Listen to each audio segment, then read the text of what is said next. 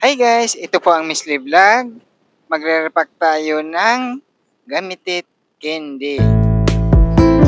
Ito guys, bumili tayo ng Gamitit, isang bag na 2.5 kilograms. Ang bili natin, 270 pesos sa Divisoria, Manila. Ang gagamitin natin plastic, 3x5. Apat na peraso na Gamitit. 5 pesos lang guys ang ating bentahan.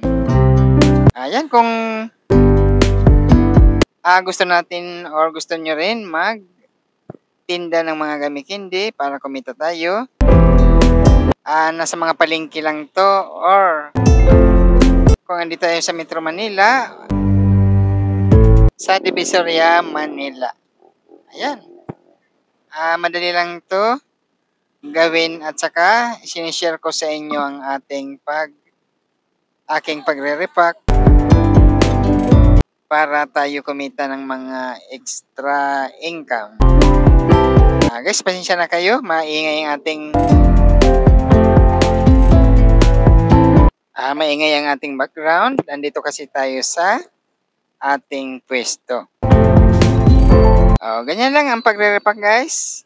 At bago ninyo i-sell, kailangan bilangin nyo muna kung magkano ang inyong puhunan at magkano ang inyong gustong tubo. Yan, nasa sa inyo na yan kung magkano ang inyong mga presyon. Ito, nire-repack natin, pang 5 piso lang to. Ganun lang kadali ito gawin.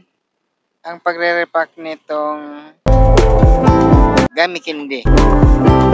Yan, mas maganda meron tayong seller. Yan ang ating ginawa na pagre-repack ng Gami Candy. Ayan, in-stapler natin sa karton ng maganda na tingnan guys. Thank you guys. Bye.